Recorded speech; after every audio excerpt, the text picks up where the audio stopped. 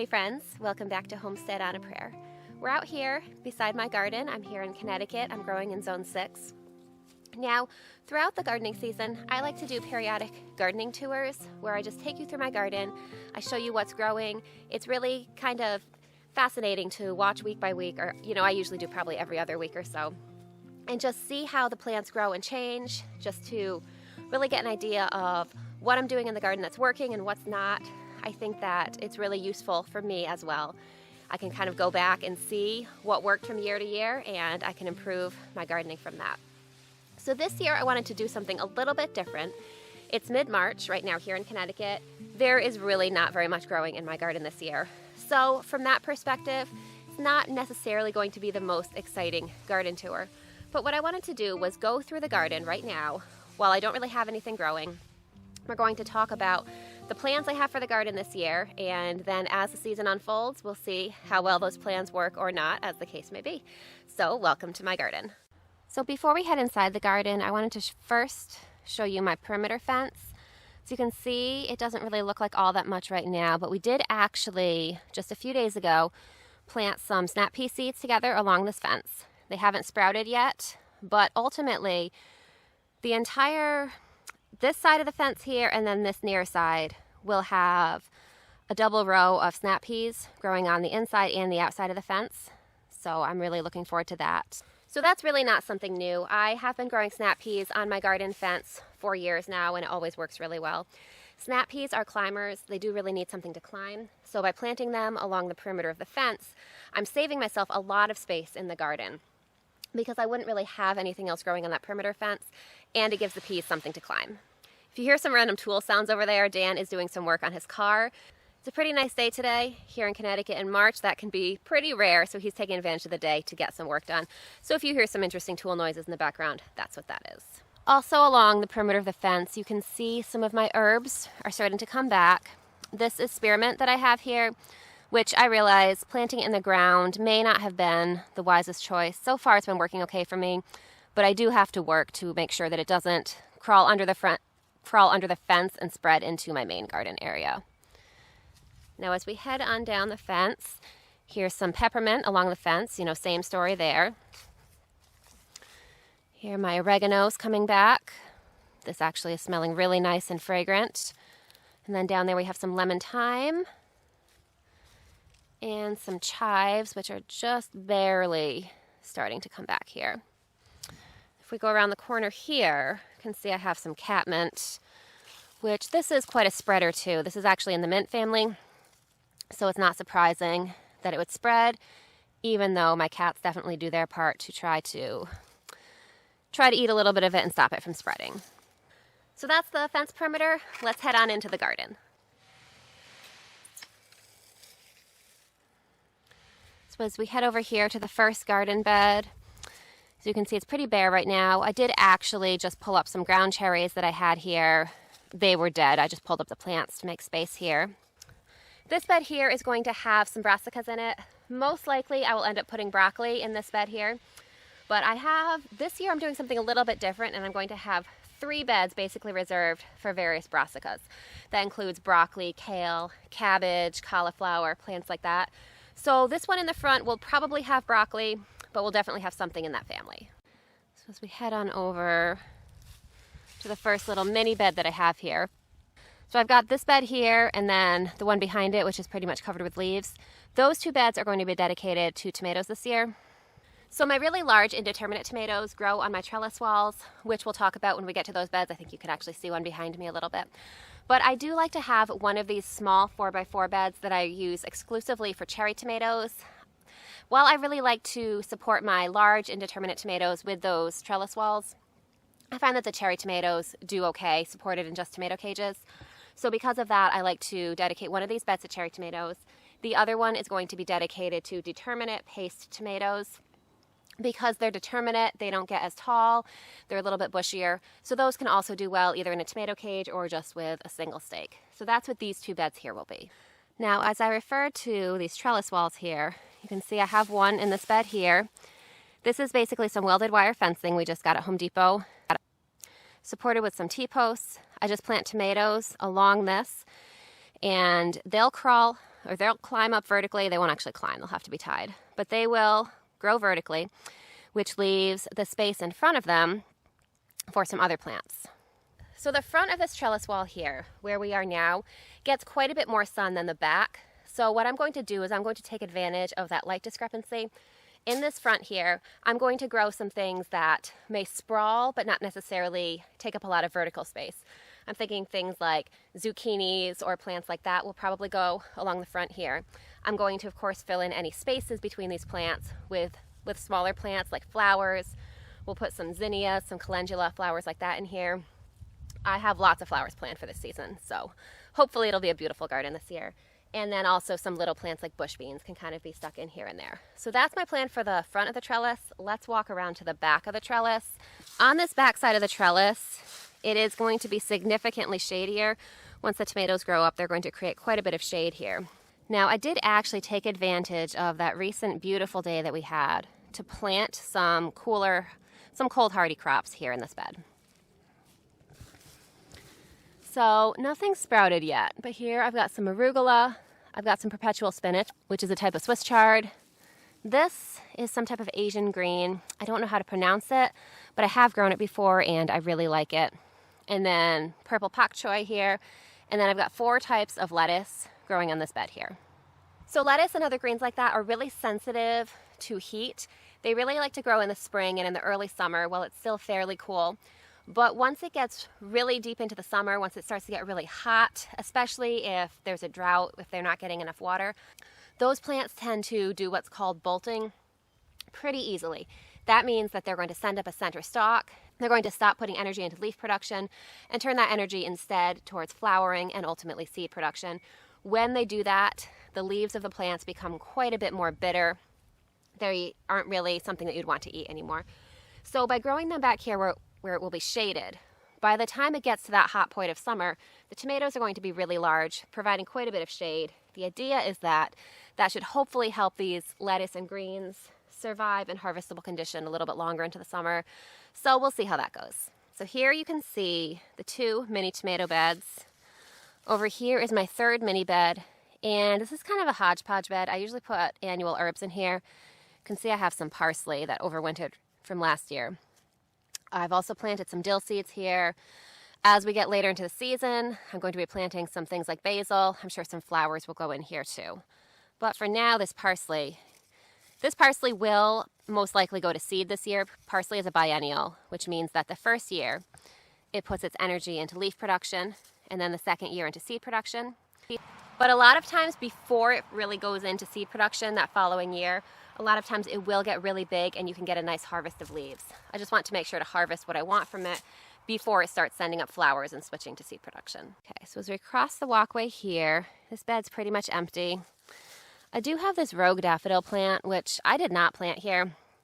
This has been here for years. I think that what happened is most likely a bird originally planted, or some kind of creature originally planted a daffodil seed here. You know, daffodils are grown from bulbs. You can grow them from seeds, but it takes years for them to actually flower. And that's what happened here. This plant came up in my garden one year, and I was like, I think that looks like a daffodil. But I wasn't 100% sure because it didn't flower. And then after, I think, 3 years of being in this spot, it did send up some flowers. And since then, it's just been growing larger and getting more beautiful. This, admittedly, is not really the ideal spot for a daffodil to be growing, you know, in the middle of my vegetable garden. But so far I've let it stay because it is really beautiful. I just make sure not to plant anything around it that could possibly be confused with it. We don't want to harvest this because daffodils are toxic, but they are really beautiful, so I'm going to enjoy it. Down here, I found a random chamomile plant. I did have chamomile growing on the edge of this bed last year, but as you can see, this doesn't look like a new sprout. This looks like one from last year that survived the winter. Chamomile is cold hardy, but I didn't know that it would survive an entire winter here in Connecticut, so we'll see what happens with this. I'm just going to let it grow and see what happens. Now the rest of this bed here is going to be an additional brassica bed.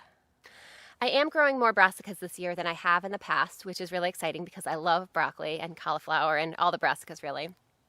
So We're ultimately going to have 3 beds of brassicas. I don't know exactly how I'm going to distribute them all yet, but this will be another one of those. So it might have more broccoli or it might have cauliflower and kale. I'm not really sure. One experiment I am planning to do this year is normally I start my broccoli seeds inside, let them grow and transplant them out. This year I'm doing that, but I also tried winter sowing some broccoli seeds. So I'm planning to transplant some of those out as well, and then I can kind of do a side-by-side comparison to see which one does better. Now I've also got, of course, these cattle panel trellises here. So what I usually end up doing, you can see these still have little remnants of last year's beans on them. So those will definitely have to be cleaned up before we start planting. What I usually do is reserve 2 of these trellises for pole beans and the 3rd one for cucumbers. So that's most likely what I'm going to do again this year. So across the way from this brassica bed is what is going to be our 3rd and final brassica bed this year. Now you can see I have some scallions growing in here. These have basically perennialized. They come back year after year. And then in the back there, Milo wants to say hi. Then in the back there, you can see I've got, those are actually a type of Swiss chard called perpetual spinach, similar to what I showed you we planted in that other bed there. Those overwintered. And I'm hoping to be able to harvest some seeds from those this year. Now this bed here has always been my bed, basically my salad bed. I usually grow a lot of lettuce in this bed and a lot of other greens as well. This year I decided to turn this into a 3rd brassica bed because what I am deciding to do, as I showed you with that one tomato trellis wall, I planted a lot of lettuce and other greens behind it. Because that's a shadier spot, or it will be once the tomatoes grow, my hope is that we'll be able to harvest lettuce longer into the season. So since I'm planting my lettuce there, I don't need a whole bed over here dedicated to it. So this is going to be a mixed brassica bed as well. So from this new brassica bed here, we can turn across the walkway to this bed where my 2nd trellis wall is, and there will be another row of tomatoes. In this back section of the wall, there'll be more greens, just like on the other bed. And then in the front there, probably zucchini. I might experiment with some smaller pumpkins. We'll see what happens there. And then over here to my left, I have my 3rd and final trellis wall, which will basically be similar to the other beds that I've shown you. Tomatoes growing on the wall, probably some low-growing but sun-loving plants in the front, and then more greens or more cold-tolerant, shade-tolerant plants in the back. So let's head on over to the garden expansion, the new side yard garden, and I'll show you my plans for there. So here on the way to the garden expansion is my wild and crazy raspberry patch. This definitely needs to be pruned. I haven't done my end of winter pruning on that yet, which I definitely need to do because I want to do that before we start getting new growth on the raspberries. So here along the stone wall on the edge of the garden expansion, you can see the thyme and the lavender are coming back really nicely.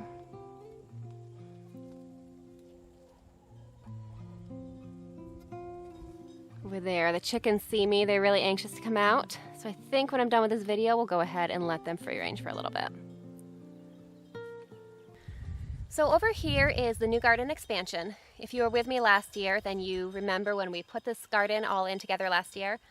So first thing last spring, that was my big project. We got this whole garden installed, and I'm really glad that it's here because I've got lots of big plans for it this year. So this is the smallest of the raised beds that I have in this garden here. And last year I used this to grow a mix of tomatoes plus some basil and flowers along the edge, and I think I'm going to do the same thing this year. So you can see at the end of this bed, we've got this cattle panel trellis here. And last year I attempted to grow melons on the end of this cattle panel trellis, which did not work. They didn't really grow very well at all. So I'm not sure if I'm going to try that this year or do something else. We move back to this bed here. This is a strawberry bed, and you can see I covered these with a layer of leaves to protect them over the winter, but the plants are looking really nice. They've bounced back really well. So I think it's time to clear the leaves away from these strawberries and let them grow. So on the second cattle panel trellis here, last year I attempted to grow red Chinese noodle beans. Those were not very successful either. I admittedly struggled a little bit with the trellises in this garden last year. none of them were really all that successful. So we are going to have to rethink things a little bit this year. I'm not 100% sure. One thing that I am thinking about, I did get some seeds for some mini pumpkins. I got both the orange mini pumpkin and the white mini pumpkin. And I was thinking those would be really fun to decorate for fall with. And then they would also make a great treat for my chickens once they're done being used as decoration.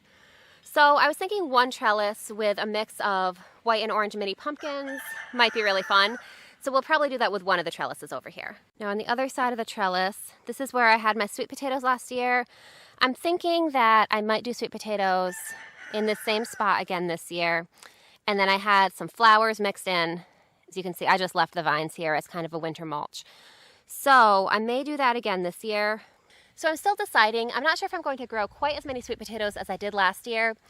We'll see. I have potato slips, or I'm in the process of forming some potato slips, and they are starting to sprout. So I'm sure if enough sprout to fill this whole bed, I'm sure I won't be able to get rid of them. I'm sure I will end up planting them all, but we'll see. I'm not 100% sure. One of the really nice things about growing sweet potatoes is that aside from just being delicious and really good for you, they also store really well. So we do still have some sweet potatoes left from last summer, and it's really nice to still be able to eat something from the garden. Even though we went through the long winter, we haven't had anything growing in a while. It's still really nice to be able to have something like that. So for that reason, I do really love growing sweet potatoes. So honestly, we will probably fill this bed with sweet potatoes again this year, but stay tuned to see what I end up deciding to do for sure. So behind the sweet potato bed, back here is where I grew potatoes last year. And I'm kind of thinking I might change that up this year. The potatoes didn't do amazingly well for us. Admittedly, we do have this crabapple tree here, and that did provide a fair amount of shade to the potatoes, which I don't think they really liked. They didn't yield as well as they could have. So I do have a couple things I'm considering for that bed there. I was considering doing maybe even more broccoli. The thing is that we really love broccoli. I know I said I had 3 beds that I was allotting to brassicas, but what ended up happening, you know, planting seeds got away from me, as it often does. We did a big winter sowing experiment together, and one of the plants that I experimented with winter sowing was broccoli. My plan, as you can see, my rooster, he actually likes broccoli too, so he's got a lot to say about this subject. So my plan was to, if some of those winter sown broccoli plants sprouted, my plan was to also start some inside as kind of a backup, because I've never winter sown broccoli before. I don't really know how it's going to do, so I didn't want to kind of put all my eggs in that basket of winter sown broccoli, and then if it didn't end up doing well, I wouldn't get broccoli. So of course I started broccoli inside too. What happened is, of course, everything sprouted. You know, I have my winter sown broccoli in milk jugs on my deck. I have regular broccoli, just that I've started the traditional way inside my house. And I also, because I wanted to plant enough broccoli to kind of do a side-by-side comparison of those two sowing methods and see how they do, I am going to have to allocate a fair amount of space to broccoli. Broccoli can also handle a little bit more shade. While it does prefer full sun, if it gets a little bit of shade, it will still do better than a plant that you're growing for the fruit. So by planting it over here, we'll see what happens. And then additionally, I also decided to grow sprouting broccoli this year for the first time. I've never tried that before. So incidentally, if you have any experience growing sprouting broccoli, I'd love to hear that, and I'd also love to hear how you cook it. So I wanted to try that as well. Because of that, I'm ending up with quite a few broccoli plants. So I may stick some extras over here. I may also put some tomatoes over here. Those do not like shade, but one end of the bed gets significantly more sun than the other. So I may end up putting a couple tomatoes in the sunnier half and broccoli in the shadier half. So that's a little bit of a wild card. I'm not 100% sure what's going to happen there yet. And then here is the final cattle panel trellis of the garden expansion. Last year I ended up growing a mix of butternut squash and honey nut squash on this trellis, which was not completely successful, but I did get some yield from it. So I may do that again this year. So I think the primary problem that I had with those squashes was getting them to germinate. Most squashes do prefer to be direct sown because they don't like the roots disturbed at all. So generally what I do is direct sow my squashes, but they just didn't really seem to want to germinate out here. What I ended up doing partway through the season was germinating them inside in a paper towel. So basically, as soon as the little sprout came out of the seed, I would then take the seed out here and plant it where I wanted it to grow. Because of that, it didn't really have significant roots to disturb yet. And that ended up working pretty well. But the problem was that I had done it so late in the season that at that point it didn't really have as much time as it would have needed or it would have preferred. So I'm probably going to start a few different, Milo's over here getting involved in everything again. So I may end up starting squash a few different ways to compare. I probably will try direct sowing again.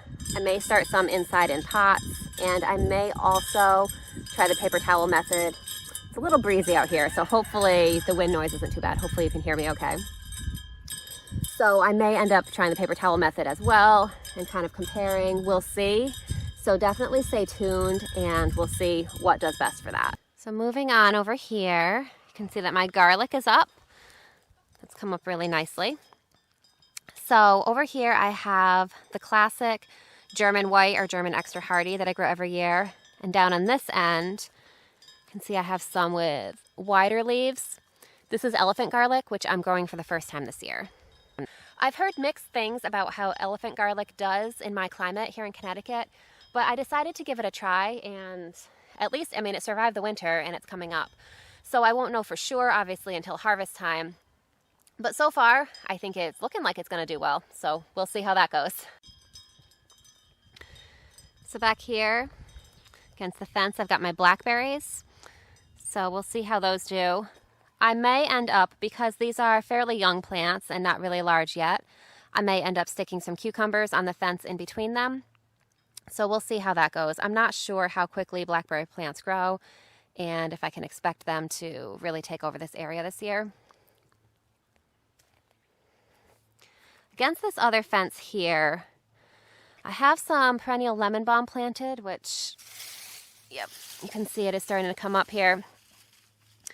So I have that, and then I usually plant cucumbers or something like that along this fence as well. So we will be doing that at some point later in the season. So finally, here is my asparagus patch, which unfortunately my raspberries kind of invaded. So I'm not really sure how to handle that situation. I'm not sure if I'm going to have to relocate the asparagus. I don't know if it's possible to dig out the raspberries at this point. So any suggestions on that would be welcome. So that's my little pre-season garden tour. I'm so excited about this 2024 gardening season coming up. I'm really excited to share my garden with you as the season goes on. So thank you so much for hanging out with me as we took a walk through my garden on this cool, warm-ish mid-March day.